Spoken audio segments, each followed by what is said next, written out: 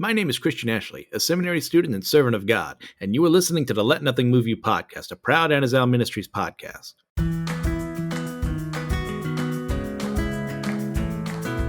Welcome back, everyone, to the next episode of the Let Nothing Move You podcast. I'm your host, Christian Ashley, as we continue on through the book of Judges today. So before we go any further, I will say again, I am not in my usual recording environment. I heard the last episode. I'm with you, but it's just kind of how it's going to be.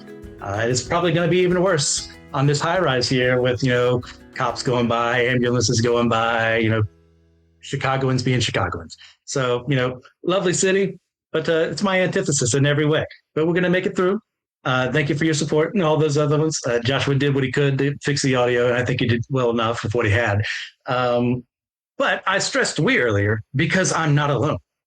I am bringing for the first time here on the show my good friend of me, Joe Day. How's it going, Joe? What's up? I'm glad to be here. Now, Joe, what I do like people to do a little beforehand, just to get a feel for you, who are you? What do you do? How do you know me? How do you justify yourself to the world? Yeah. Well, I know Christian because once a month on the Anazal Ministries podcast network, we are co-hosts talking spooky nonsense over on Friday Night Frights, where I am thorn in his side for anywhere between an hour and an hour and a half when we talk about all kinds of spooky mess. But other than that, I am a content creator and pastor out of the Northeast. I teach Bible for most of my vocation, and yeah, I also like dogs, cats, and long walks on the beach. Perfect. So we're going to continue on in Judges today. We're starting off chapter 17. I'll be reading out of the ESV once again, not because it's the best one, but because it's the one I'm most familiar with, with classes and alike. So I've just kept using it, and why stop now? Go once again, chapter 17, verses 1 through 6. There was a man of the hill country of Ephraim whose name was Micah, and he said to his mother, "The 1,100 pieces of silver that were taken from you, about which you uttered a curse, and also spoke it in my ears, behold, the silver was with me, I took it." And his mother said, "Blessed be my son of the Lord." And he restored the 1,100 pieces of silver to his mother. And his mother said, "I dedicate the silver to the Lord from my hand for my son to make a carved image and a metal image. Now, therefore, I will restore it to you." So he restored the money to his mother. His mother took 200 pieces of silver and gave it to the silversmith, who made it into a carved image and a metal image. And it was in the house of Micah. And the man Micah had a shrine, and he made an ephod, and household gods, and ordained one of his sons who became his priest. In those days, there was no king in Israel. Everyone did what was right in his own eyes. Joe, take it away. So one of the things that I really enjoy about studying the Old Testament is that it is chock full of situations where you find yourself going, that's interesting. No, I wouldn't necessarily build an entire theological stance around it, but it's interesting nonetheless. And so for eagle-eyed viewers, there's a very specific number of with the silver 1,100. It harkens back to Samson and Delilah. Yes. Now that's a whole thing. You can get into numbers and numerology and the whole nine yards. I would tell anybody, exercise caution. It's interesting to find interesting things, but just within reason. But yeah, so Judges is a book that is historically known for blood, guts, and gory, right? This idea yes. of a lot of turmoil in the land. It is the type of book that if you vibe with History Channel pre-Ancient Aliens era, this is the book for you sort of deal. But this is a lot quieter than all of that because we're getting a household scene.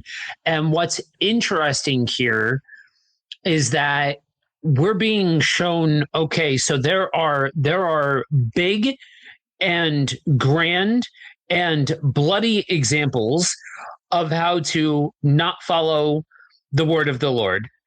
And then there's quieter more personal versions of not following the Lord.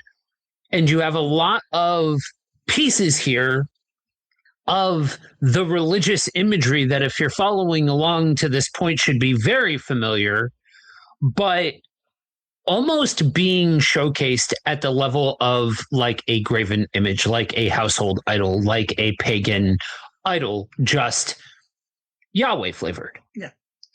That's well put. I mean, because for the majority of judges, we get the macro level of how the nation is affected by apostasy and falling away and worshiping other gods and the consequences of doing it. And what the end of Judges says, yeah, there'll be some macro level stuff, but it narrows down its vision. Whoever the author is, and we've debated that forever, we don't know is the answer. Decides, working alongside God to write this down.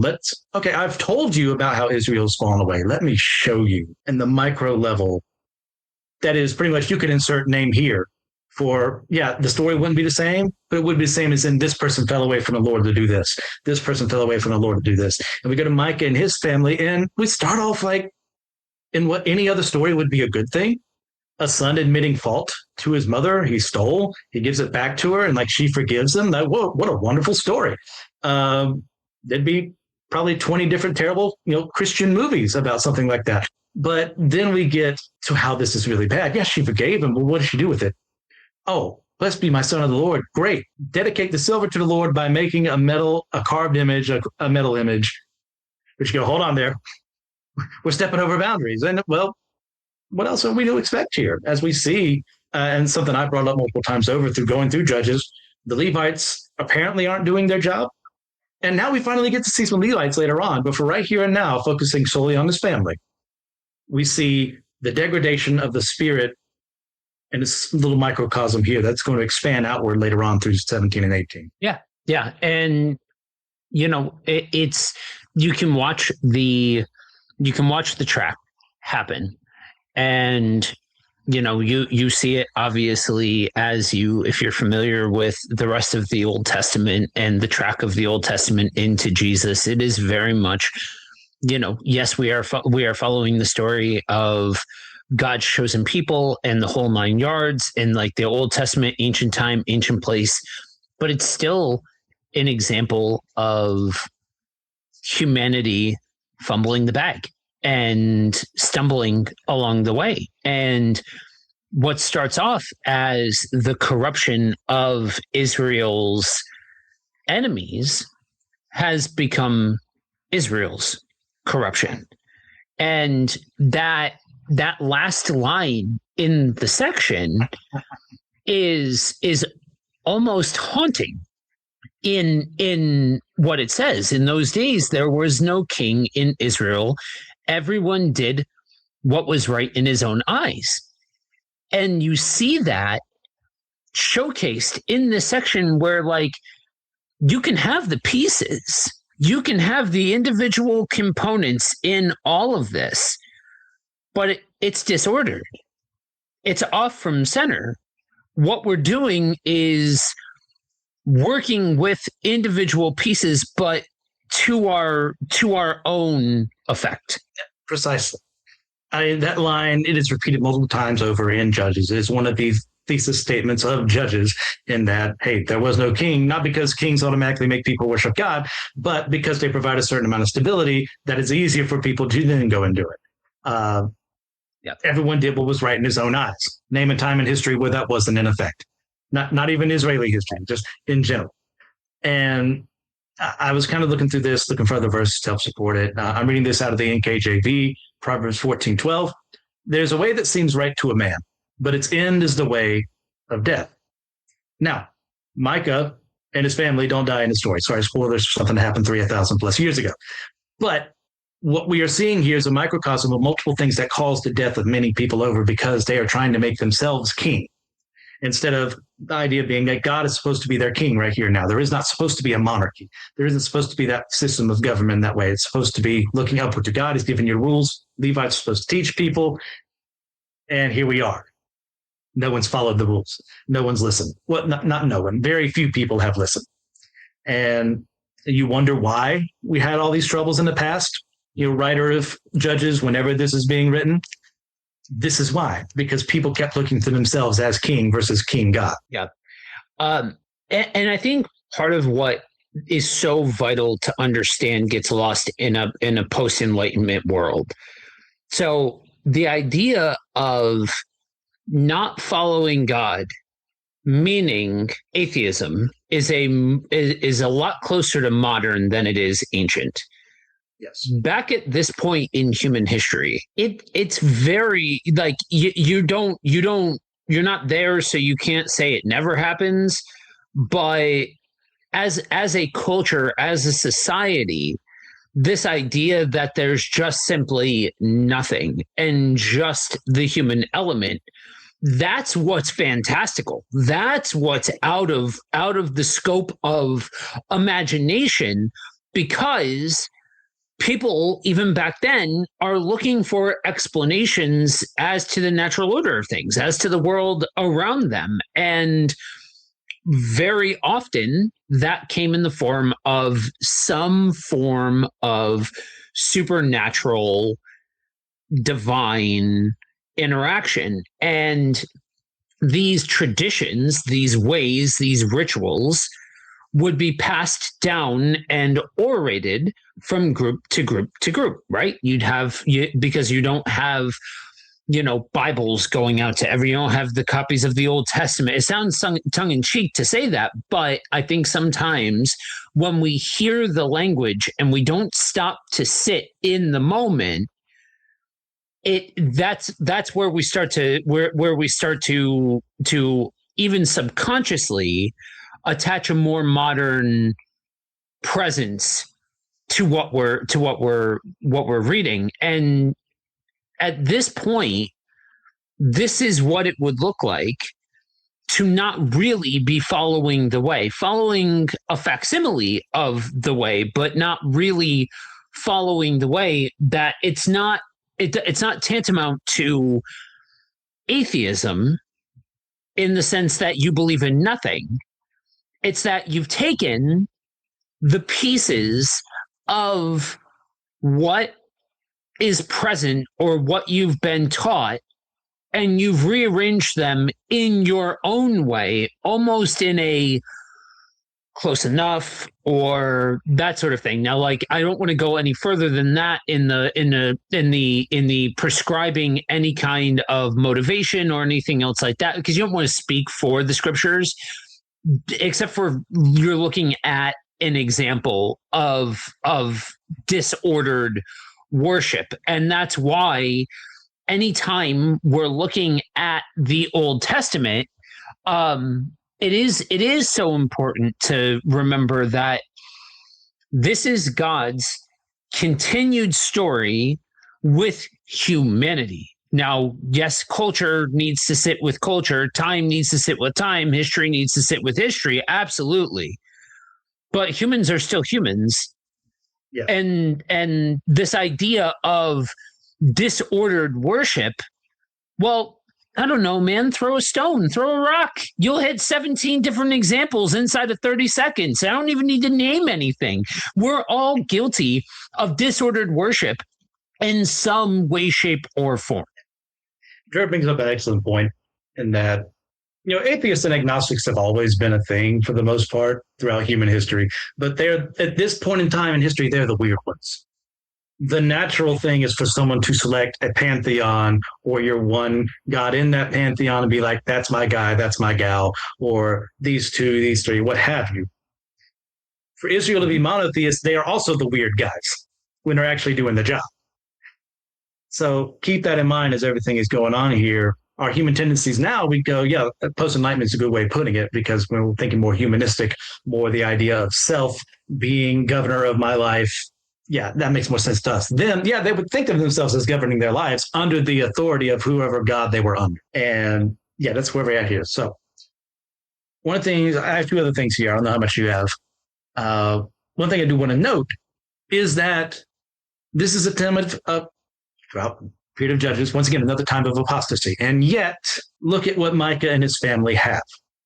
1,100 pieces of silver that can be lost and it not kill the family, but when given back, make their riches even more. And I would call that a common myth of grace. That even in the midst of the apostasy of Israel, God is still allowing them to accumulate some form of wealth, some form of ability to look after themselves. And as well, you say 1,100 shekels. Well, like, what's the comparison here? Well, I'm going to skip ahead a little bit, not to read the verse, but like to bring you to where we're going to be. Well, Micah ends up paying the priest is 10 shekels a year to be his like main guy. So if 10 shekels a year can get you by 1,100, I think you're doing well. And the other thing, you had something, Joe? No, good. Okay. The other thing I note is that he's kind of recreating the Levitical system, but he's now the head instead of Aaron, and his family is high priest. Micah here, he puts his son, he makes an ephod, just like Israelites are supposed to do that for their priests. So there's enough of a cultural awareness of the past, of what they're supposed to be teaching, of how things are supposed to be done. And yet there's the syncretism that happens with Israelite worship of God and yet Canaanite worship around them and the other foreign gods around them, that where, well, if they can do it, I'm going to do it this way. And I'm going to set myself up as the head, but really it's my son, but it's really me. Yeah. And that's really what we're getting at when we say that, like, this is the idea of disordered worship, that it's not that the corruption of Israel means that, at least at this point, that they've stopped being religious. It's just that they've become religious on their own terms. They've taken the pieces and fit them to their own means. And I would be remiss not to mention, because you had said at the very beginning that, you know, it's not that the ESV is not the worst, but it's what you use. And I'm not one to necessarily get hung up. I've got my own issues with the ESV for entirely other reasons. But with this section in particular, it's not that the language used across translations is wildly different. This is pretty standard fare across the board. I just did a quick jaunt across the usual suspects just to make sure. There's some language here and there that's a little different, but it's nothing crazy. But what it is the page breaks up a little bit differently based off of the different translations that you use. And so if you find yourself struggling your way through this section and you're trying to follow along specifically in the ESV, poke around. You know what I mean? There are translations here that if a high exact level of language is something that you may struggle with and is a stumbling block, then maybe look at something like the NLT, or look at something like the NASB, or look at something like the CSB, or something along those lines, where, you know, it just varies it up a little bit and can kind of break it up in a way that might just give you an extra set of eyes that helps be able to maybe illuminate something or refresh your senses, because it's the first five, and that it's, or no, we're right outside the first five rather. Okay, yeah. But it's that first section of scripture where it is not the easiest to be able to process your way through. Yes. And Jeremy is another excellent point, and that there is no such thing as a perfect translation of the Bible. I hate to say it. The Bible wasn't written in English because that's not the language Jesus spoke. It's not the language the Israelites spoke. They spoke at different points in time, you know, Hebrew, Greek, Latin, Aramaic, and the like, which you may notice aren't English. So whenever you translate from another language, you're going to lose some of the nuance of the original. There may be something that translates a different way because the word is used in Hebrew, doesn't exactly have a qualifier in English that's the same. It is what it is. Now, I don't mean to say that, but therefore you should never read any of these at all. No, like, pick what works well. people have poured their lives into making these translations to the best of their ability. They're human beings, they're finite, and this is the best we can get. So accept the graciousness that they've offered us. If you read better in the NLT, read that. If for some reason you read better in the KJV, God help you, go there. Like, just use what makes the most sense to you, not for the sake of because I want to think that way, but because it helps me understand better. And that's what matters, right? It's kind of like exercise. They say the best workout that you can do is the one you'll do tomorrow, sort of thing, like the one you'll keep doing. The best translation that you can read is the one that you'll read today, tomorrow, and the next day.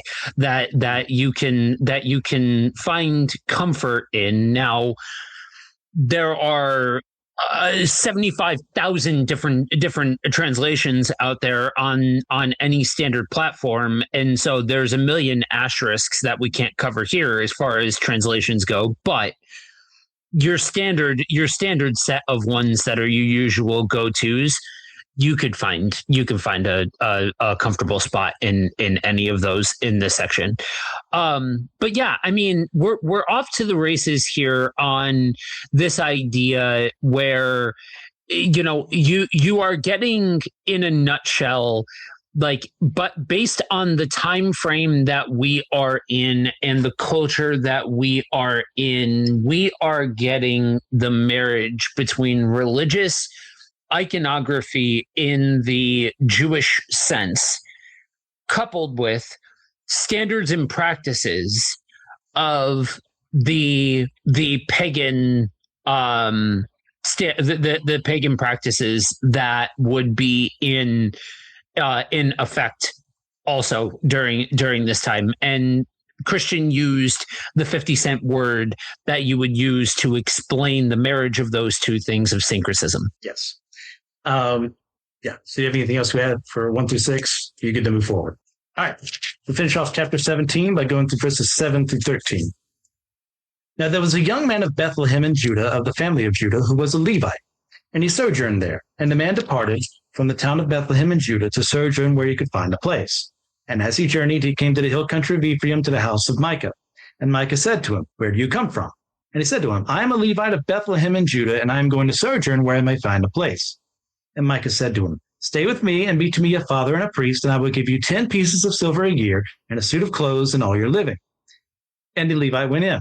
And the Levite was content to dwell with the man, and the young man became to him like one of his sons. And Micah ordained the Levite, and the young man became his priest and was in the house of Micah.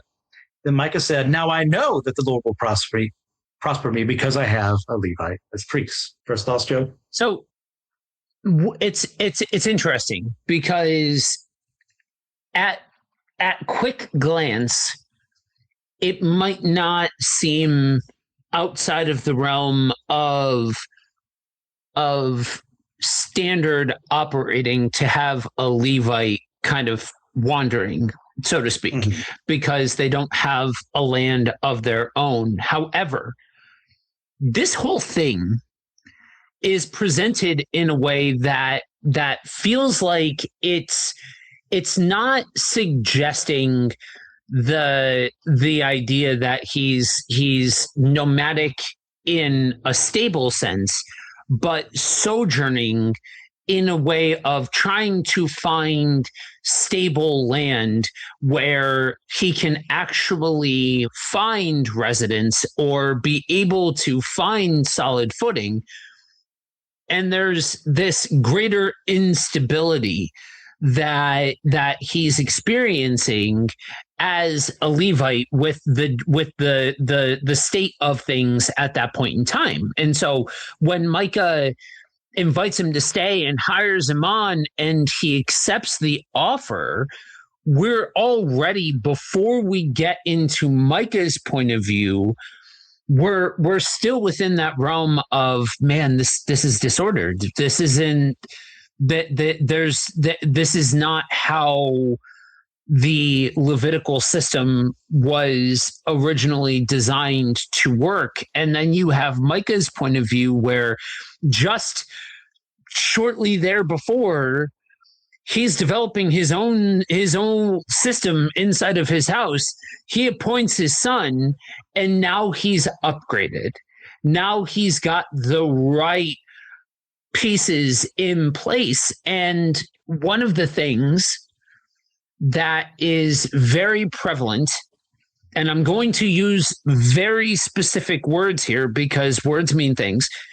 One thing that is very prevalent in the variety of pagan, occultic, and witchcraft centered religious practices, and I'm grouping there for a reason, that it's this idea that you use certain techniques, certain incantations, certain items to invoke certain things.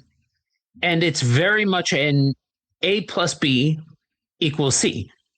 You have specific incantations, you have specific items, you have specific idols that are designed for very specific things.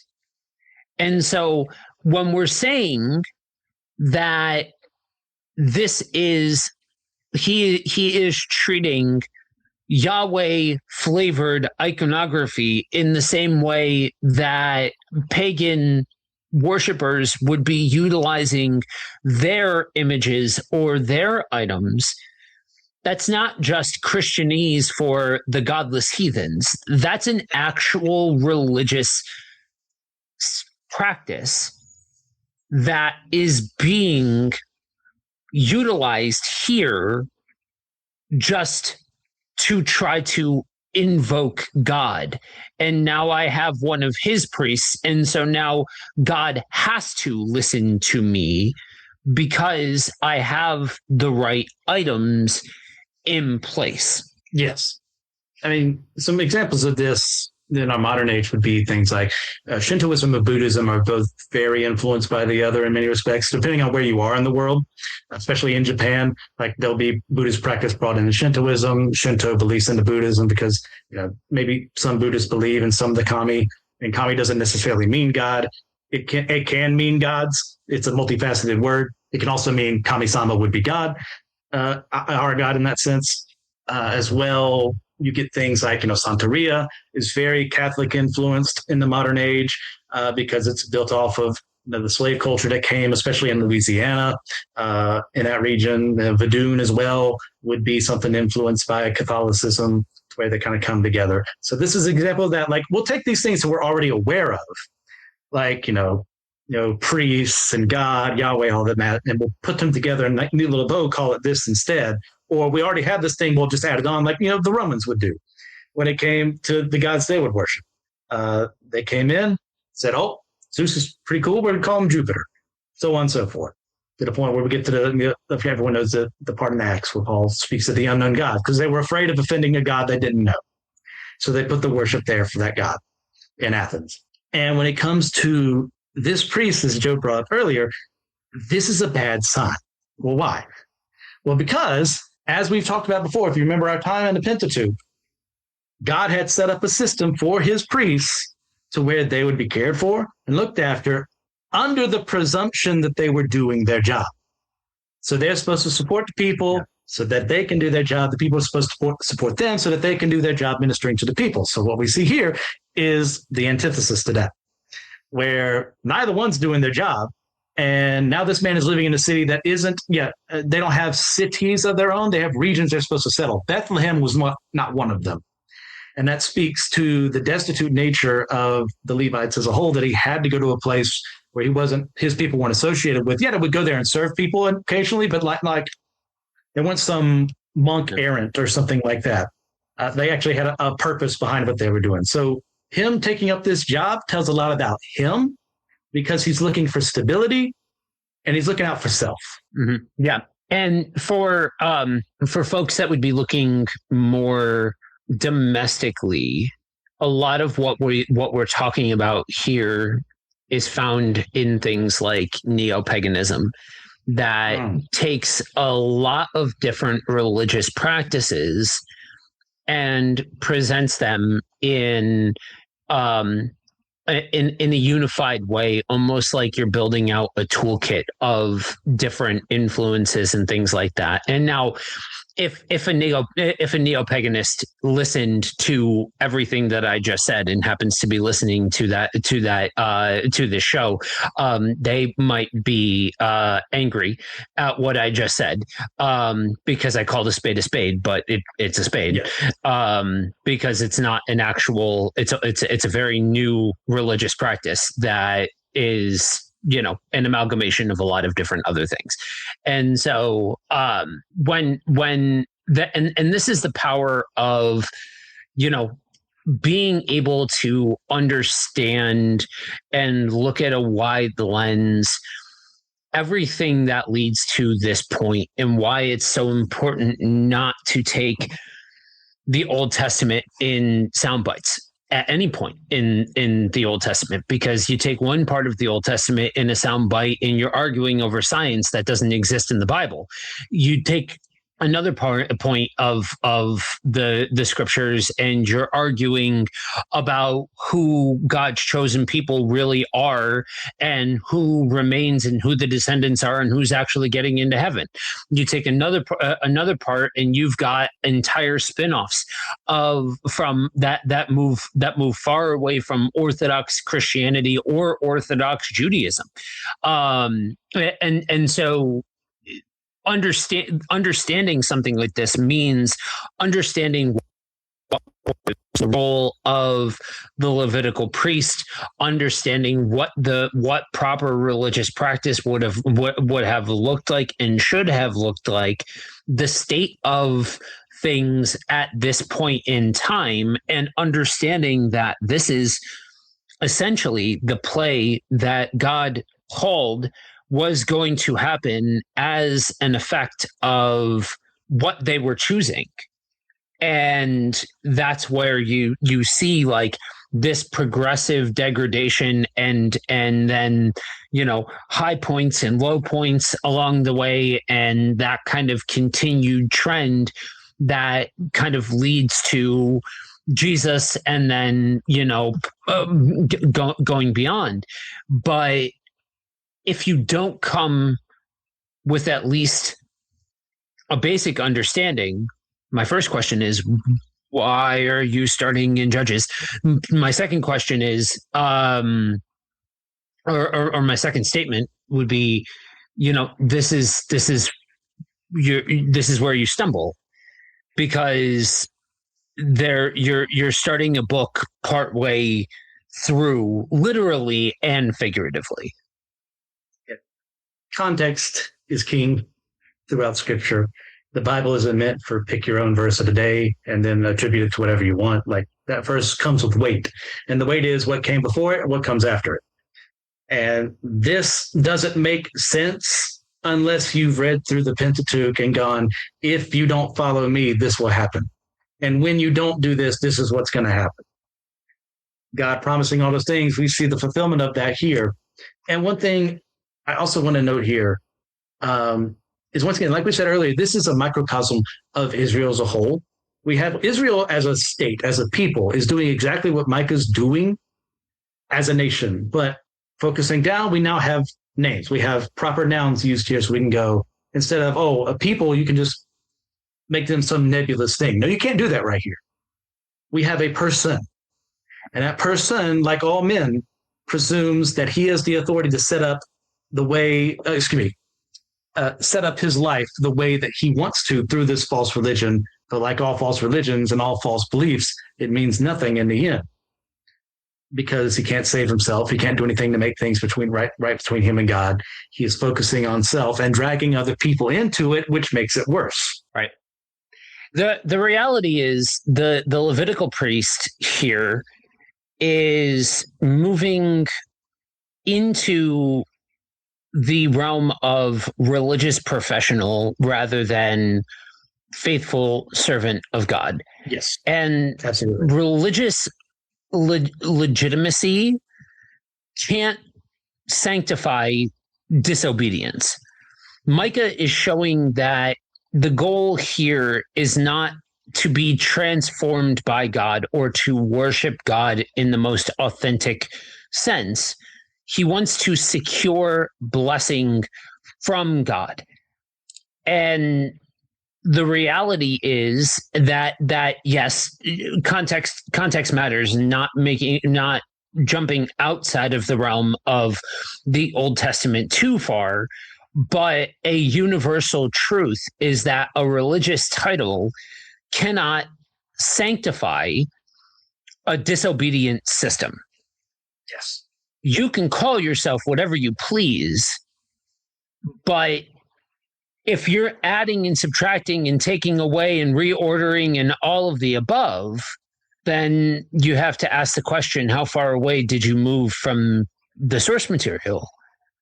And the source material here is different than what a Christian in 2026 would be looking at in ways, but that connective tissue remains the same, that at the core, something that is ultimately disobedient to God can have all of the right trappings, can have all of the right symbolism, can have all of the right language, but ultimately still be separated and removed from God because you've chopped it up and rearranged it.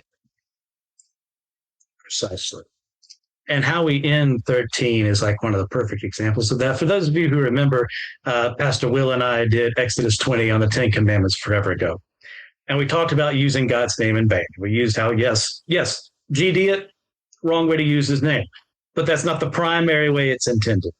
This right here is the primary way don't use the Lord's name in vain is intended, because Micah, in his sin, says, now I know that the Lord will prosper me because I have a Levite as priest, because I used a legitimate symbol elsewhere. This has legitimized who I am, because otherwise, how could this happen? Like, God clearly has to be behind this. God's name is being used in vain here because nothing here is of him. Right. You have anything else for this section? No, I think that's it. All right. Moving on to chapter 18, verses 1 through 6. In those days, there was no king in Israel. And in those days, the tribe of the people of Dan was seeking for itself an inheritance to dwell in. For until then, no inheritance among the tribes of Israel had fallen to them. So the people of Dan sent 5 able men from the whole number of their tribe, from Zorah and from Eshtaol, to spy out the land and to explore it. And they said to them, go out and explore the land. And they came to the hill country of Ephraim, to the house of Micah, and lodged there. When they were by the house of Micah, they recognized the voice of a young Levite, and he turned aside and said to him, who brought you here? What are you doing in this place? What is your business here? And he said to them, this is how Micah dealt with me. He has hired me, and I have become his priest. And they said to him, inquire of God, please, that we may know whether the journey on which we are setting out will succeed.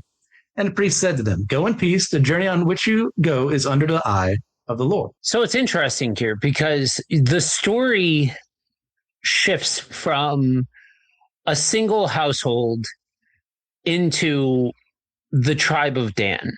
And they're looking for territory because they haven't secured their inheritance, which connects back to the beginning of Judges, where Dan is struggling to occupy its allotted land. And they recognize the Levites, accent, or for lack of a better phrase, and they ask him to inquire of God, and they're again showcasing this idea of the pieces are there, but the actual practice is off from center.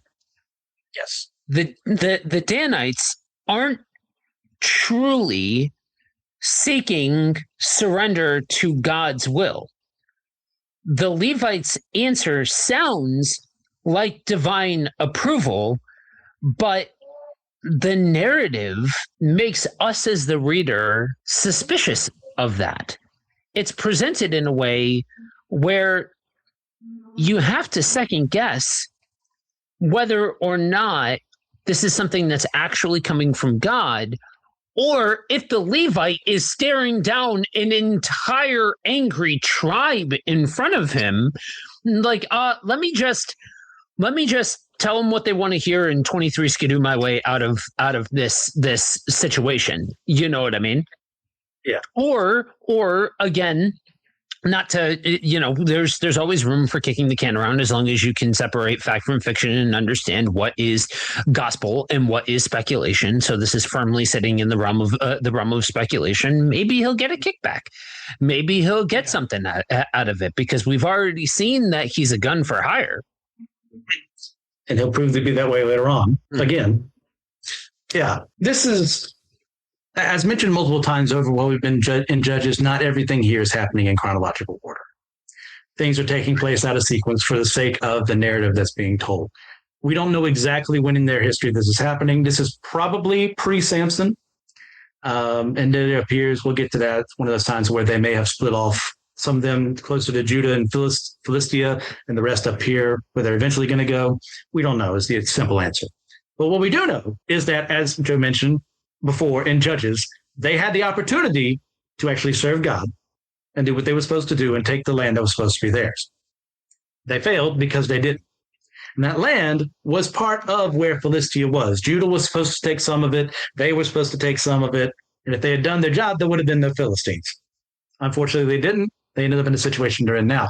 And so because they were fighting against people who could beat them back easily because they were focusing on what they could do and not what God could do, they're panicking. And now they're going, well, what can we do? Well, let's scout out other places that are less defendable. We've got lower numbers. So let's go after people who are going to be more vulnerable. That's going to be very important in a bit. And they're paying the price for their apostasy, but they're learning the wrong lesson from it. Say, well, we still serve God, right? I mean, we're still going to ask him about what we should do because that's what we're supposed to do, right? They do it. And the priest here is more than happy to do it. His motivations, there could be plenty. It could be fear. Could be I could just get them out of my house. Could be I can tell them whatever I want and they'll pay me. No one knows. So the idea, the grand irony here is that they're asking a rogue Levite serving a false idol, possibly made in the image of Yahweh or the Israelite imagination thereof, to take land that isn't theirs to take. And it's interesting because Laish is described as quiet, as unsuspecting, right? And there's this emphasis on vulnerability that is happening here. And the Danites aren't like liberating oppressed Israelites or anything like that. They're targeting a city that's easy for them to conquer. And well, before that, why don't we read that part so that people have the context? Yeah, go ahead. We'll skip it 7 to 13. Then the 5 men departed and came to Laish and saw the people who were there, how they lived in security after the manner of the Sidonians, quiet and unsuspecting, lacking nothing that is in the earth, and possessing wealth, and how they were far from the Sidonians and had no dealings with anyone. And when they came to their brothers at Zorah and Eshtaol, their brothers said to them, what do you report? They said, arise and let us go up against them, for we have seen the land, and behold, it is very good. And will you do nothing? Do not be slow to go to enter in and possess the land. As soon as you go, you will come to an unsuspecting people. The land is spacious, for God has given it into your hands, a place where there is no lack of anything that is in the earth. So 600 men of the tribe of Dan, armed with weapons of war, set out from Zorah and Eshtaol, and went up and encamped at Kiriath Jearim in Judah. On this account, that place is called Mahana Dan to this day. Behold, it is west of Kiriath Jearim. And they passed on from there to the hill country of Ephraim and came to the house of Micah. Go ahead, Joe. Sorry, just don't want to skip too far ahead without the context. So Dan is less interested in faithful surrender and more interested in success. Yes. And here's the truth that is universal even to this day, okay? God is not our mascot or our stamp of approval. It is easy as humans to fall into the trap, to look for divine approval to do what ultimately we want to do. Again, I could throw a stone and hit 87 different examples of this. And so there's a weird comfort that comes from seeing that this was happening way back when. Because in some ways, there's nothing new under the sun. Now, That's also disheartening because you mean to tell me that thousands upon thousands upon thousands of years of evolution and humans are still struggling with the exact same thing. That's fascinating. But ultimately, you have a group of people that are scouting out an area utilizing religious pragmatism over faithful surrender. And it's one of the central warnings of this section that we can ask God to bless what we've already decided instead of asking what he wants out of it. Yes. That's just the truth. And again, that's why it's so important not to view this as a segmented history of, oh, this is the story of the Jews, which is different from the story of the New Testament, which is there are words for that. We won't get into that. But that's why it's so dangerous to segment out eras of history like that, because ultimately this is a very uniquely human problem to have, that we've already made up our own minds and will 23 skidoo God's approval, quote unquote, over top of what our plans ultimately are. And so, like I said before, Laish is described as like peaceful and serene and isolated. And it's attractive to Dan because it's vulnerable. And the Danites interpret opportunity as divine approval. And it's a major issue, because just because something is available or there is an opportunity doesn't make it righteous or right. Just because a path is open doesn't mean that you've got the stamp that says, "Thus saith the Lord." Sometimes it's just you making a choice to go do a thing. And it wasn't God or the enemy that had a single solitary thing to do with your decision-making process. Success doesn't guarantee God being behind that action. Right. We can look into the world today. How many people out there know nothing of them and yet have all the wealth in the world to show for it? They've done their own thing. They were successful at it, to their detriment. The Danites are going to be successful here, to their detriment. And that is God in his mercy allowing them to make stupid decisions, to make decisions that he knows aren't going to be good for them, because he's not a puppet master. He's not there to control your mind. He allows us that free will to make things based on informed decisions based on our own choices, what we would tend to do, knowing it's going to hurt us at times. They have success here. They've done the work. Like, they're following an example of their ancestors on out. They're scouting out the land. They're making sure they're going against people that they can secure a victory against. They know they don't have any allies around. This is a smart, tactical military decision, but it doesn't have God's approval behind it, because they continue to keep using his name in vain. This will guarantee it. God has given it into our hands. Well, yes, he has, but not because you've earned it, not because you did what you were supposed to be doing. If you'd done that, you wouldn't be attacking Laish. You'd be attacking Gaza and the like over here if you had done what you did. And you say 600 men, well, what could we possibly do against the Philistines? Well, we've already covered Gideon with 300. Like, assuming that hasn't happened at all, sure, we'll give it that to him. But the Israelites were numerous, but they didn't have the numbers of the Canaanites in their own country. Like, the cognitive dissonance it takes to get here is something I can identify with too much for my own good. So that's why, once again, like, I can say all day long, they're in the wrong, they're in the wrong, and they are, but replace Danites with Christian Ashley. And how many times has the same thing been said of me? And again, like we said before about the Levite, understanding the road that you take to get to this point matters, because Dan failed to secure their inheritance. Yes. And so now, Dan, a people who would become synonymous with idol worship and idolatrous practice. It's not just me, everyone. He said it too. I've been ragging on him this whole time. Go ahead. Are now turning to convenience and calling it courage.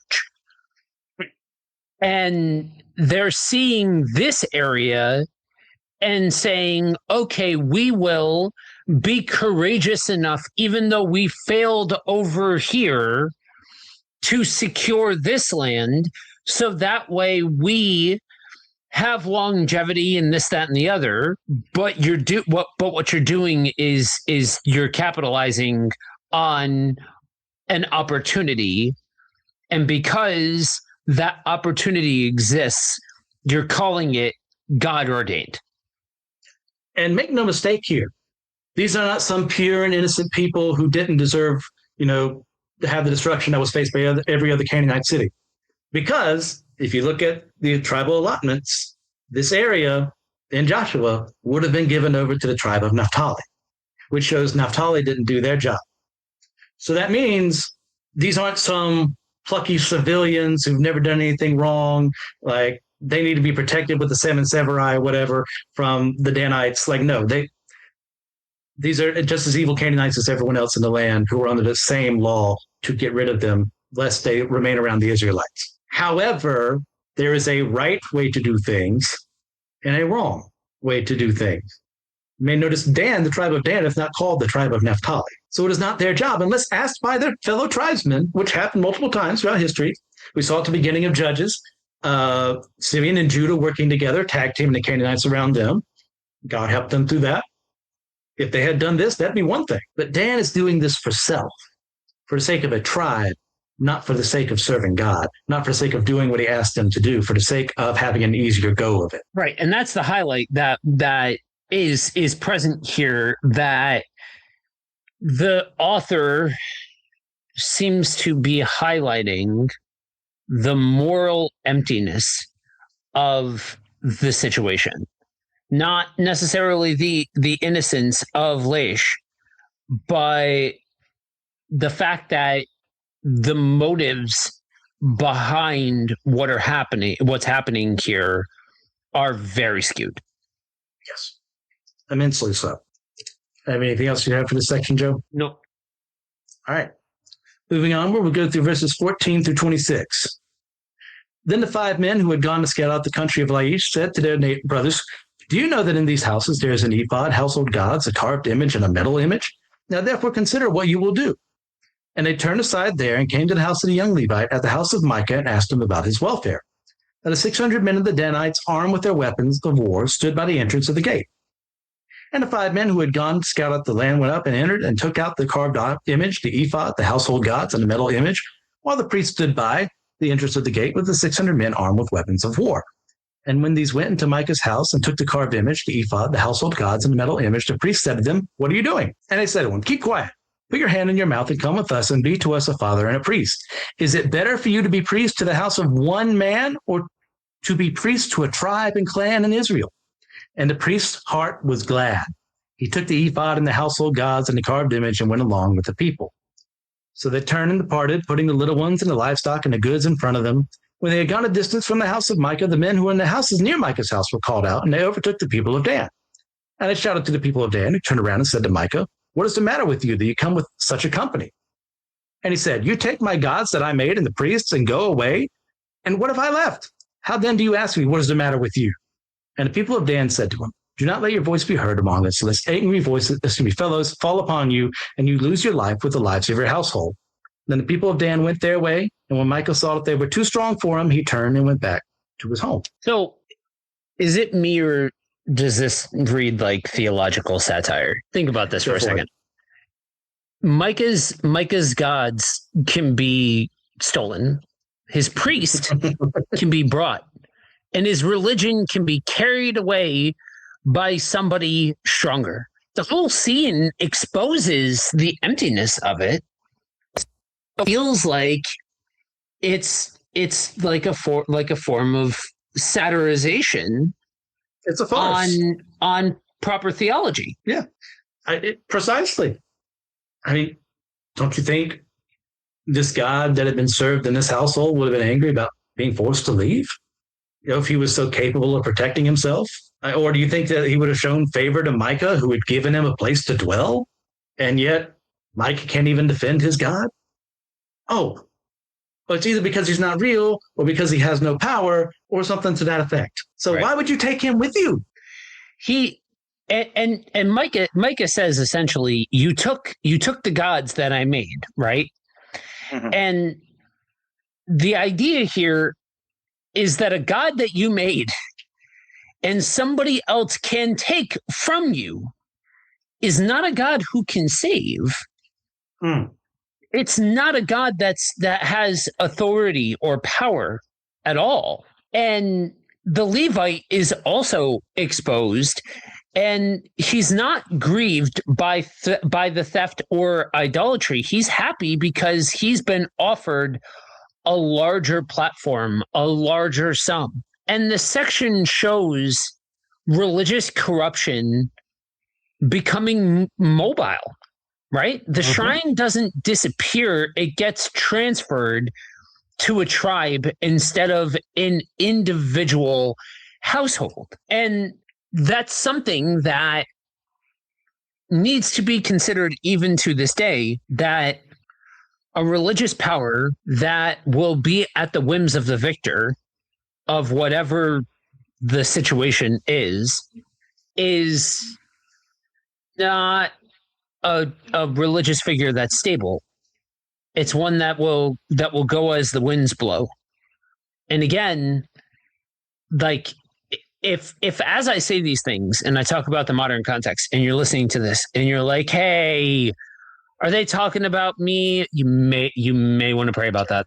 I'm just saying you may want to pray about that, because there's 87 different versions of this. It's not down. It's too simplistic to say, oh, this group, oh, that group, oh, this thing, oh, that thing, because all of us have had, like, I'll use myself as a for instance. Christian used himself as a for instance earlier. I'll use myself. I grew up in the faith in front of the camera. Not long after I came to faith, several years ago, I was offered a spot doing a podcast and creating content. And so I grew up in the faith with a camera in front of my face, with a microphone in front of my face. And I have a lot of love for my old broadcast partner from back in the day, but not exactly the bastion of Orthodox Christian practice.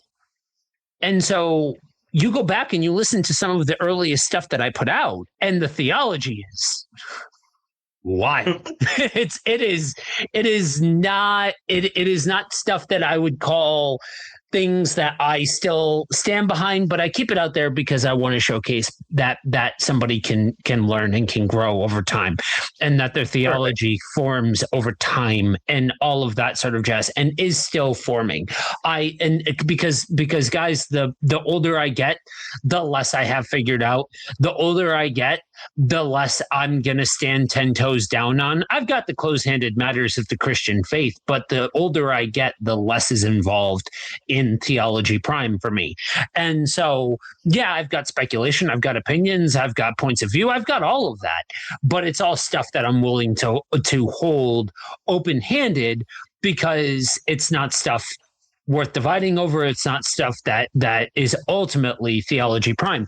And so this idea of our theology, our practices, our beliefs, our rituals, our systems being off from center is, again, a very human thing, and something that we have all struggled with at some point in time. And so this is not meant to shame these people. It's not meant to shame you if you find yourself saying, hey, wait a minute, whatever, you know what I mean? Like, it's yes, there's a call to pray it out, wrestle with it, like don't sit in it, wrestle with it, and all of that sort of jazz. But going to just the text itself, like, this is saying the quiet part out loud, right?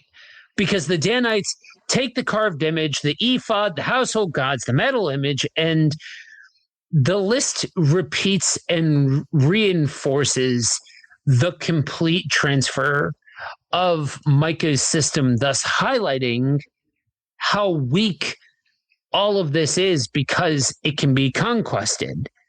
And we see previous to this, and we see later on after this, that God, the real McCoy, can't be conquested. I will say, in light of that, I'm so very glad that I came to faith when I was 6, but that's great. But I'm so very glad that when I was in college, at my most jingoistic, I did not have a microphone in front of me. I would look at that very unfavorably now. Yeah, there's still things I was really solid on, but as Joe mentioned, a part of this is a process transformation. You aren't who you were at the beginning. If you are, there's probably something you need to be doing to actually grow. Yeah. As we're moving forward in our justification, our sanctification, like we can't remain static. We're going to get things wrong, and we're going to need to be corrected along the way. But when we actually listen and improve, that shows that we're actually His. That doesn't mean it was a sign of weakness. It was a sign of growth, that you move from disorder to order, or saying that I don't know can be an answer to a theological question, because honestly, you can't bring yourself to say as an absolute, this is what it is. That shouldn't be shocking to anyone, but unfortunately, we live in the world. And like Joe, there are some things that I'm like, absolutely 100%. If you deviate from this, you're off the team, or we can't work with you. But that doesn't mean I give up on that person or think of myself as superior to them. These people right here are lost. And that word means something. It's not just some Christianese word that's be like, we're better than those people who aren't found. That means, oh no, they're going the wrong way. What can we do to bring them to the truth? What can we do to help them understand who they are and how they relate to their God? These people don't relate to their God while saying His name. That is a terrible position to be in. Yeah. And that's, and I've gone back and forth plenty, especially since becoming a pastor, about whether or not to keep that old stuff live for people to find. But you can still find it. It's out there, like those old episodes and all of that of the podcast and the different content that I've put out there. Because like I said, for all the same that you hear bad theology at that point, as you listen to what I called the Matthew series, where like literally for like 3 years, I just worked my way through Matthew, you start to hear theological formation start to take place, theological confidence gaining, and all of that sort of jazz. Like you can hear all the same in that 3 years, a transformation taking place. And that's part of why, for as much as we do talk about, okay, there are close-handed matters of the Christian faith. There are certain things and characteristics and attributes about God that are very clear in the Bible. There's still a difference between holding things firmly and holding things legalistically, because if we fall into the trap of holding some kind of standard and saying everybody who doesn't hit that standard is lesser than, then we're creating division. We're creating chaos where there should be order. We're creating problems because we're taking this role of being the authority or being a judge or that sort of thing. And there is a reality that, there's truth to these things, but we are all still in a progressive experience with God. This is a relationship that is present and here and now and daily, and that we are participating in growing in over time. But there are times where your false beliefs are highlighted And part of that is responding to that. And so we're seeing an example here of what it looks like for false practices to be shown for exactly what they are. Yeah. And that's why some people view Christians a little too rigid, sometimes because they are, and sometimes because they're against the idea of there being any rigid absolute system at all. This is why we harp on certain things when we're doing our jobs well, because we know there's a wrong way to do it. Yeah. And the book of Judges is kind of like a big, bold, in red letters in front of everyone else without them being Jesus's words, like, hey, don't do this. And here's the consequences of doing this thing. So, yeah, there's no king. Yeah, you're doing everything that's right in your own eyes. Yeah, they've taken these gods that can't protect themselves to do a job that they can't do. Sure. But, like, what does it mean? It means come to me, serve me, follow me, because I'm actually going to help you. Even if, the temple is taken away by the Babylonians forever from now, they can't steal my idol. They can't steal me. I'm still there with you. No one can raid me away from your heart and your life. Right. All right. Anything else before we want to wrap things up today? Joe, before we go any further, I want to say I'm proud of us. We didn't go on as long as I thought we would, but I say that right before we end, so I may be shooting myself in the foot multiple times over. Oh, there's still time. There's still time. All right. We'll finish off today, see how long that takes, by going through verses 27 through 31, where we get one of the best twists ever, depending on how you look at this. But the people of Dan took what Micah had made, and the priests who belonged to him, and they came to Laish, to a people quiet and unsuspecting, and struck them with the edge of the sword, and burned the city with fire. And there was no deliverer, because it was far from Sidon, and they had no dealings with anyone. It was in the valley that belongs to Beth Rehob. Then they rebuilt the city and lived in it, and they named the city Dan after the name of Dan, their ancestor, who was born to Israel. But the name of the city was Laish at the first. And the people of Dan set up the carved image for themselves. And Jonathan, the son of Gershom, son of Moses, some of your translations say Manasseh, we'll get there, and his sons were priests to the tribe of the Danites until the day of the captivity of the land. So they set up Micah's carved image that he made as long as the house of God was at Shiloh. So we've got the final movement from private idolatry to institutional idolatry. And at the beginning, the false worship belongs to one household, and by the end, it belongs to a tribe. And this is where I would be remiss not to talk about some of the things that can trip up people sometimes with the Old Testament. And it's something called textual criticism. Is this presented in a way where it's intentionally highlighted and constructed as an object lesson? Because you think about this for a second. Sin starts in one place. It's private, small. It's significant. I'm not trying to belittle it, but in actual scale, it's a private household. That private sin was then aped and expanded out to an entire group of people. Now, there are some folks that read that and say, oh, we don't know enough that we can hold ground to say this is a story that is told in a very specific way to highlight a very specific thing. And if you've got trust issues, or if you struggle with the Old Testament, or if you are just incredibly inquisitive, that can bring about all kinds of questions about validity and concepts and the whole 9 yards. And I will say that side of the conversation has ground. It's not that conversation is groundless, but let me add a secondary thing that could also be true. That can be true in the sense of a story can be constructed to say something specific in a certain way and still be a true story. But what if it's constructed in a way, because that's the nature of sin as a whole? What is sin? Sin is the rejection of God's way.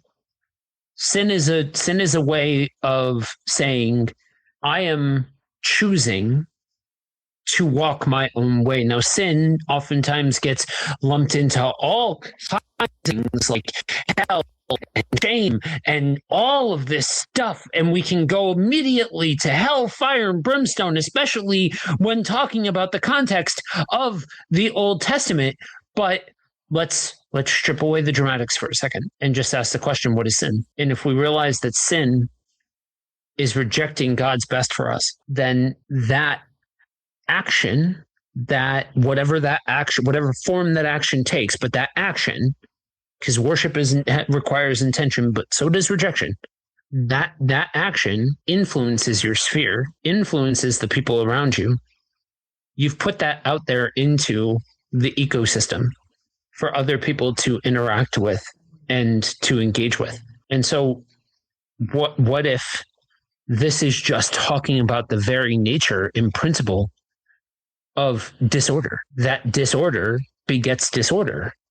That disorder by its very nature grows. And that it's just saying a truthful statement. And what we're seeing here is an example of that truthful statement. I don't highlight that to add a bunch of nonsense onto the table and say sort it out. I add that to say these are sections of scripture. These are sticking points that, like, I teach a class usually once a quarter. It's called Navigating Scripture. It's helping people to understand the Bible that's in front of them and to approach it well. And teaching this, I've seen people who are senior saints. I've seen people who are brand new to the faith. I've seen people who have lived in the Christian context for most of their life. And I've seen people who have come to faith in their 30s and 40s and 50s and all of that sort of stuff and are just trying to figure it out. I've seen everything in between. I've seen all manner of people come through my doors. And there's a universality in some of the things that I see people struggle with. And the mystique of the Old Testament is something that can be a very big stumbling block for a lot of people. They feel like they need to unlock a deeper truth. Here's the reality. The Bible is designed in a way that you read through it, and this is true with all 66. This is also true with individual books. You read through it once, and then you read through it again in light of reading it the first time, understanding more because you've read through it once, and now other things are starting to jump out at you. That does not mean that we are trying to crack the Bible code. This does not mean that we're going History Channel after dark. And if you're of a particular vintage, you know what I'm talking about. But what we are talking about here is just being honest about how we process what we are seeing on the page and looking at the big picture, because whether or not this is purely narrative and just so happens to highlight the very nature of sin, or is being arranged in a certain way that is highlighting the very nature of sin, it is still showcasing the very nature of sin. Yes. Yeah. Yeah. As I've said before on other shows, I started reading through the Bible for the first time when I was 12 years old. And like I've said before, that didn't mean I understood everything that I read because I was 12 and I'm a human being. I read it again since then. I've read it over a dozen times. I've lost a number. It's a lot for most people. Like some people, they read it every month. You know what? Great for them. That's not me. I like to take my time and actually go through what I'm going through, because the Christian of right now in 2026 is not the Christian of 23 years ago. Am I doing my math correctly? We should always check me on that, because I've grown since then. And the Christian of 19, when he read through this, is a different man than the Christian who was 27, so on and so forth. You're never going to read this whole book and understand everything that is in its pages. If anyone tells you something else, they're probably trying to sign you up for a cult. Leave. Don't engage the conversation. You're done with them. That is not to discourage you and say you're never going to understand. That is to encourage you to understand in the context of being finite and human. This book has so many great lessons for us. It is history. It is stories of people. It is the nature of who we are. And this story is one of the perfect encapsulations of that, as Joe mentioned earlier. The sin started off privately. Micah stole from his mother. Can you imagine stealing 1,100 pieces of silver from your mother or whatever? If I did that to my mother, I hope she murdered me. Because I should never treat her that way. That money is not more important than my relationship with her. And yet, once again, it starts off right, doesn't it? He repents, seemingly. He makes things right between him and his mom. And then they make it worse. He's introduced his sin to her. She acknowledges it, blesses him, and then goes out and makes an idol from it. And from that idol, they take a rogue priest, bring him into their clutches, tempt him with money and stability, which money and stability aren't bad things. But when that's your God, they are bad things. And they were the gods of this particular Levite. And then later the Danites come in. It's only 600 of them. But they conquer a city and they bring the rest with them. And now it is established lore that this is the God we serve now because he brought us to victory.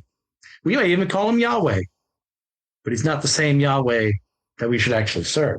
And the worst thing possible here, and I know I'll get into why some people speculate other things, and I want to give them their due. But as I was rereading this for the first time ever, I don't know how I never saw this before. Maybe because I'm stupid. Maybe because there was a spiritual blinder on that day that God said, wait until now. Jonathan, the son of Gershom, son of Moses. And there's an asterisk there or a footnote there in some of your Bibles, and that's good. That's not a bad thing, by the way, as I went through last time. It's a good thing those footnotes are there because there are differences in different texts. They may say Manasseh.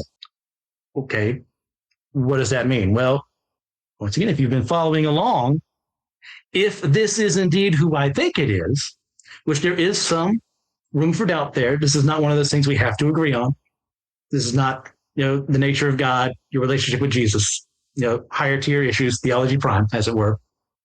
If this is true, in the sense that this is Moses' grandson, this is another perfect encapsulation of the cost of sin, and that 2 generations removed from the top dog, they've fallen into sin too. I have more than that. I want to let you give a chance first to speak. Yeah, I mean, and again, even sitting at the level of speculation, if you refuse to go any deeper into it than the level of speculation, okay, fine, because you are still looking at the world as it was at this point in history, and there's still something to learn there. And yes, likewise with what we were talking about with Dan and what becomes of them, we're at this point in the history, right? And from this point and beyond this point, you get into the kings and all manner of nonsense. Well, hold tight for what happens in First Kings to the tribe of Dan, and what becomes of this people, and that the weight of that sits at the level of understanding the story of the land up to this point. What's that? So, why is there this seeming discrepancy, Moses Manasseh? Well, let me tell you. In the original Hebrew copies that we have, the Hebrew word for Manasseh is absolutely the only one in the text. However, there is something there that occurs that happens, as far as I'm aware, nowhere else in Scripture. The Hebrew letter nun, or nun, if you want to be pronouncing it that way, is superscripted above the rest of the other letters. People who haven't studied Hebrew, I'm with you. Like, I've forgotten everything. I had to look this up too. If one removes the nun, from the name Manasseh, we're left with Moshe, Moses. So why is that? Why would people say it's Moses? If that was the only thing there, why Moses? Well, the Latin Vulgate translated as Moses instead of Manasseh, but no other text does this.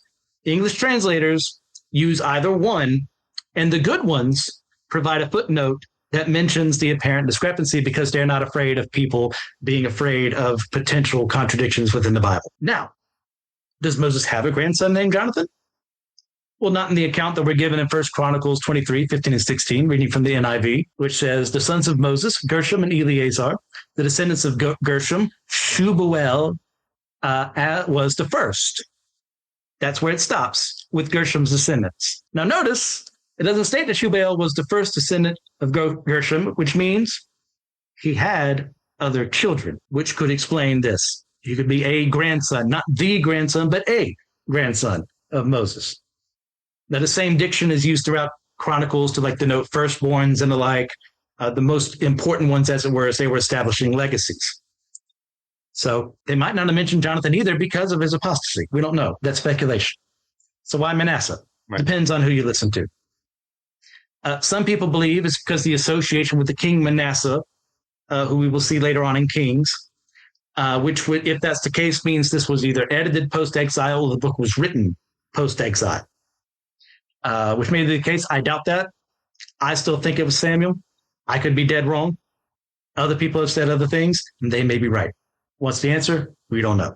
The point is, it's written at some point in time where the people of Israel have a frame of reference to have kings in their mind, because otherwise have a saying Israel had no king in those days. Now, why? Why put Manasseh instead of Moses? Well, another reason could be that this editor or the original writer, depending on who you believe, put that there because they felt shame that Moses' legacy was tainted by someone else, and they put Manasseh instead. But even in that, they just put the Nun superscripted.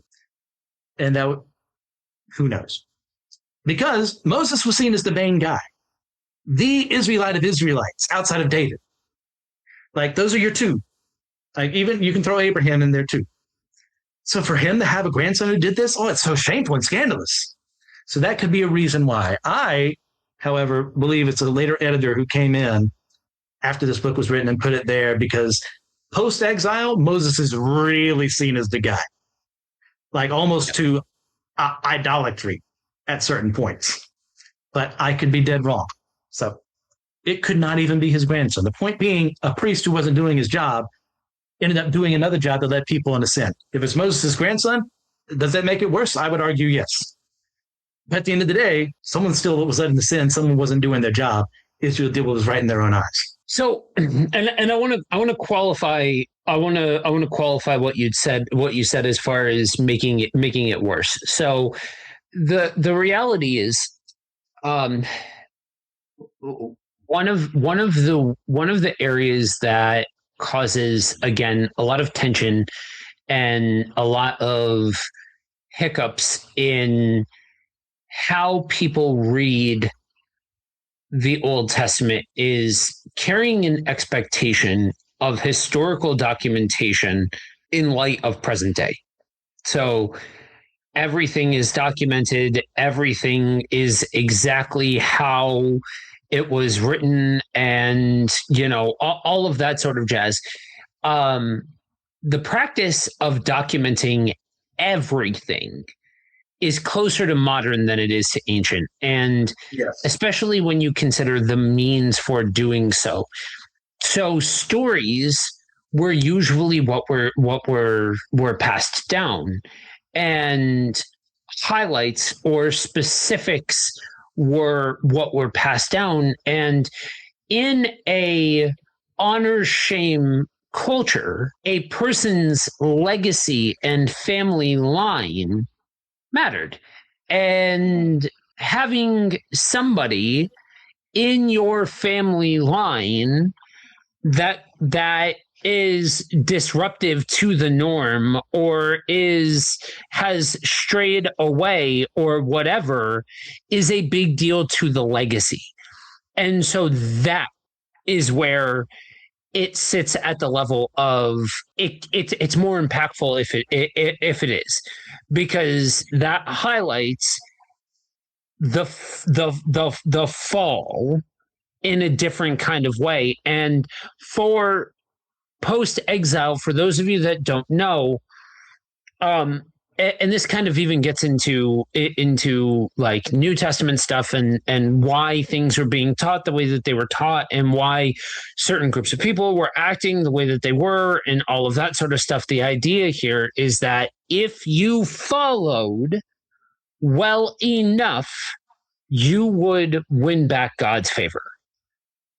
If your actions were orthodox enough or on point enough, if you found the right meaning and you had the right practice, then God's favor would be with you, and that they would be, that they would no longer be under occupation, and all of those kinds of things.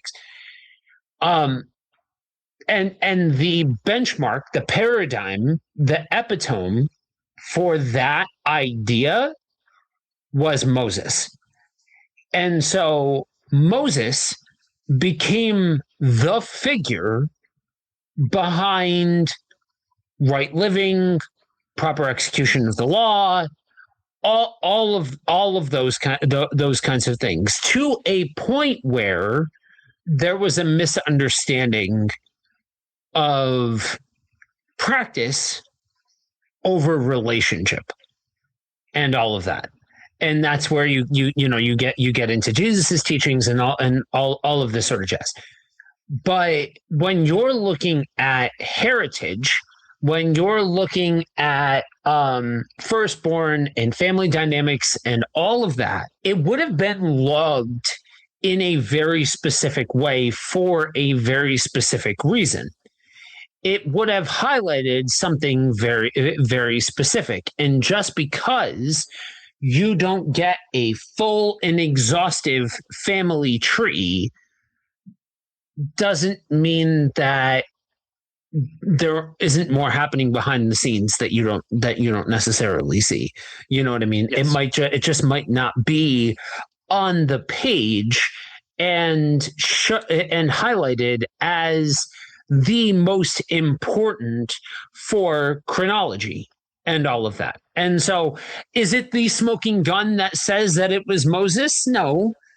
Hold it open-handed, whichever stance you take, because ultimately it matters not when you look at the biggest point of the text, right? Yes. Like it can matter if you're sitting at the level of speculation, and if you're trying to look at something specific and all of that sort of jazz. That's the level where, like, okay, it can matter, but like it's not the prime thing. Yes. Yeah. And so, like, I always bring stuff like this up. And, it could like ruin the setting of a sermon if I did that. Well, I'm not doing a sermon right now. We're reading through the text. I would probably be like one of Brandon's rabbit trails. I would make a video after post sermon and post about this.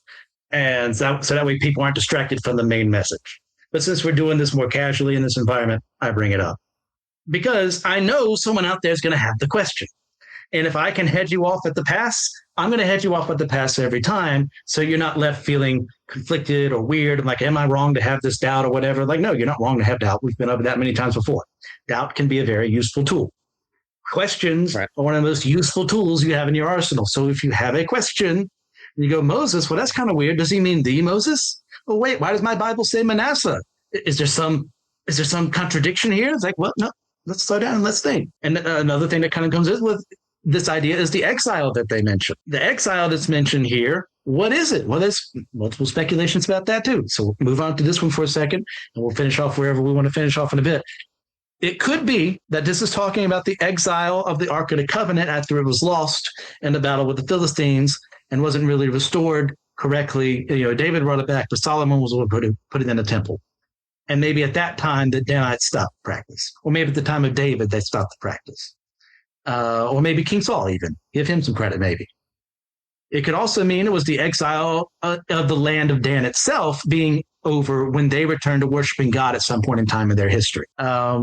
Another reason this is brought up, it could be the exile of the Danites themselves reuniting as a tribe, because as we've noted, this is not in chronological order. So Samson's time is near the end of the Judges period. This seems to take place hundreds of years before that. Maybe at some point they both came together, and that's what it's talking about. The big factor here is the loss of Shiloh. Shiloh stops being Israel's religious center sometime after the battle where the Ark of the Covenant is lost. It's sacked by the Philistines. It loses its importance, and eventually Jerusalem becomes the place. Then, of course, it could be the exile of northern Israel from Judah and Benjamin in Jeroboam's reign, where the golden calf is set in Dan. Surprise, surprise. A land of apostates, that's where he puts it. The exile could also be the one caused by the Assyrians or the Babylonians. End of the day, what does that mean? We don't know. Okay, I want to make that perfectly clear. We don't know when this writer was writing, or if it was the original and an editor post-exile put that in. And I would argue whether or not that be scripture or not, that's its own separate thing. The point being, it lasted longer than it should have, which is more than zero. Yeah. This should have been a non-factor. It should have been, guys, I'm a Levitical priest. I'm a descendant of Moses, or maybe a descendant of another Levitical priest. This is how you worship God. And yet Jonathan didn't do that. The Danites didn't do that. Micah and his family didn't do that. They didn't do it until things got bad for them, until this exile, whatever is, occurred. Don't let it come to that. He'll do it. He's done it many times over for me to get me back from my own self-imposed exiles. And let me tell you, they weren't worth what I went through. It could have been so much easier for me if I'd just done the right thing from the beginning. Yeah. Go, your final thoughts. And that's where I'm gonna get myself into trouble here for a second. This is where we get into ideas of inerrancy and, like I said, textual criticism and all of those big terms that tend to immediately elicit some sort of oftentimes emotional response. And this is where I am so very thankful that I didn't grow up in the church. And I don't envy my brothers and sisters that did grow up in the church who had some denomination or some preacher or some group shoving it into their head that the Bible's got to be perfect or else it's dog water. Every single line, every single word, every single letter, everything has to be perfect. Otherwise, you've fallen away from the faith. Or this specific practice, or this specific translation, or this specific interpretation, or this specific thing has to be present. Otherwise, you are outside of the realms of orthodoxy or orthopraxy. And that's a lot. That's a lot of trauma. That's a lot of pressure. That's a lot of speaking into the text in a way that it's not speaking itself. The idea of inerrancy is something that comes front-loaded with the question of, well, what do you mean by inerrancy? Because I can use that word and Christian can use that word and mean two very different things. Yes. And then you get into the question of, well, what about the examples in certain translations that are infamous now in the fact that they live in the annals of the internet and meme culture and all of that sort of stuff of literal typos that have been put that are present in the Bible. So is it so perfect? Well, what are we talking about perfect here? What are we talking about inerrant? What are we talking about mistake free? What are we talking about as far as this goes? And there are, I cannot help but have an air of a little bit of sarcasm in my voice because of how I land ultimately on the subject. But understand something. Even though that weight is not on my shoulders, understand that if you approach this text and that weight is on your shoulders, my heart is with you because I know that you are out there. I know that there are plenty of you out there that wrestle earnestly with this idea of it all has to be perfect. What if it's impossible that this could have been orchestrated in a very specific way? What does it mean? I can't possibly pull at the loose thread that maybe somebody couldn't stand to have the idea of Moses's line attached to an apostasy in the faith and all of this. So we have to change it. Well, if that got changed, what else got changed? It's a slippery slope that you can go down. But here's the thing, friends, the way you get to the point of the point of everything is a conspiracy theory is by not understanding how any of it works. Because if you don't understand it, it's all conspiracy. So take a step back, ground yourself in what you can ground yourself in. One of the best ways to do that when there's a point of division or speculation or possibility, however you want to look at it, is ask yourself one question: what's the point of the text? What's the text trying to tell you? Now, I would argue once we've gotten, if we're comfortable, if everybody around is comfortable of getting outside of the realm of what's the point of the text into that realm of speculation and things like that, well, then let me ask a question. Why was Homeboy named? Why is my man out here getting a name if he's insignificant? You know what I'm saying? Yes. You could just say for situational context, and sure, okay, that is, and the buffet of possibilities, that is one of the possibilities, that this is just some random Jonathan that really is not connected to Moses, and just because the person really wanted to be have an attention to detail. Okay. That is, I cannot discredit that, but I also cannot fully discredit the fact that this man was connected to Moses. And allowing yourself the freedom to live in that tension is so freeing, because that means that you're not holding a very, very finite, specific interpretation to the text and pigeonholing yourself in such a way where there is no room to move around. And I don't think it will shock anybody with the way that I'm talking and the way that I'm presenting all of this, is that I don't have to hold to inerrancy to believe the Bible. I don't believe that every single number, every single detail, every single everything is exactly perfectly correct. I believe that the point of the text is what is correct. I believe what we are being given in the larger themes, that is what endures. The character of God, the person of Jesus, the story of humanity. Whether it's, I can't remember what the actual numbers are, but it's actually part of the reason why I gave up on the NLT for a little while, because I was reading the NLT because it was my first one. It's what I cut my teeth on reading the Bible, and so it was what is in the first place. And if you take a number of chariots in, I think it's in the Kings, it's not even kind of close in the numbers that they have listed in the NLT, and like I think it was the NASB, and it was like 2,000 in some and like 5,000 in some or something like that.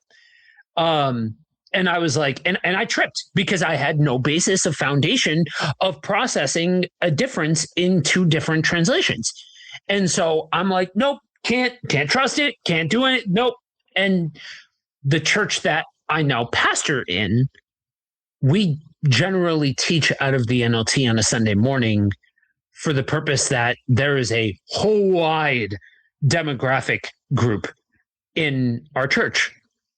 And giving something that's a little bit more reachable helps. Now, some of you listening may freak out over the fact that we teach over the NLT, and to you I say, go in peace. I see the value in holding more than one interpretation and saying, okay, the Bible is still true, though. Who it says God to be is still true. Who it says Jesus to be is still true. These things are still true, whether or not this was an add-on from somebody who got freaked out and didn't want Moses connected with heresy, or if this is just somebody who wanted an attention to detail.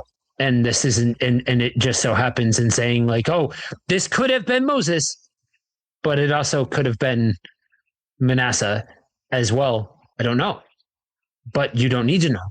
That's the argument here.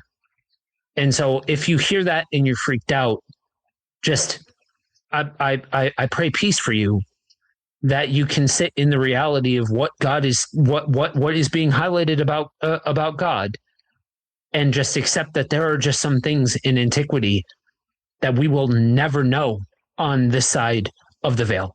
I like to believe that we pass and we go to, we're in the presence of Jesus, and there's like a cosmic classroom. But that's because I'm a nerd and I want to know the details. I want to know, okay, but like why? And because I don't think that's a sin to say, but like why? And no, and that we will get some kind of education on the other side for those of us who deeply desire it. Well said. All right, Joe, if for some reason people out there wanted more of you, where could they find you at? Well, you can find us live over on the Systematic Ecology channel once a month, usually, for Friday Night Frights. If you are inclined to spooky nonsense, you can also find me teaching on the podcast Buddy Walk with Jesus, wherever you find podcasts. Right now, we're going through the Sermon on the Mount. Yes, I know I said before that I spent like 3 years in Matthew, going from pillar to post, but through a series of situations, I have found it necessary to go back to the Sermon on the Mount. And we are a crisp, like 19 weeks in and just finished chapter 5. So it's probably going to shape up to be another year in Matthew. You can also find short form content if you look up on YouTube, Faith Explained as well. Perfect. Well, thank you, Joe, for your time. I think we'll ask you back. I mean, I guess you're worthy of my time. But you guys, thank you all for everything that you do. Please get a chance to leave a 5-star review in your podcasting platform of your choice. Help us with ratings there. Help us find more people. Feel free to share your show, the show with your friends and family members. If you're interested in my own fiction writing, you can find my works at starfightersguild.com or on Amazon by searching for the name MC Ashley. If you are interested in some further solid studies into the Bible and its teachings, then check out the other members of the NSL Ministries Podcasting Network. You can find me specifically on Systematic Ecology, Why I Don't Like, Friday Night Frights, Spidey Swing By, Some Joyful Noises, about 50 other things I'm probably not aware I'm on. You can contact me at letningthemoviepodcast@gmail.com. I'd like to extend a special thank you to Joshua Knoll for the editing that he does and for the music he adds to the podcast. And with all that in mind, God bless you all in accordance to his will, not mine. Allow me one more time to remind you, let nothing move you.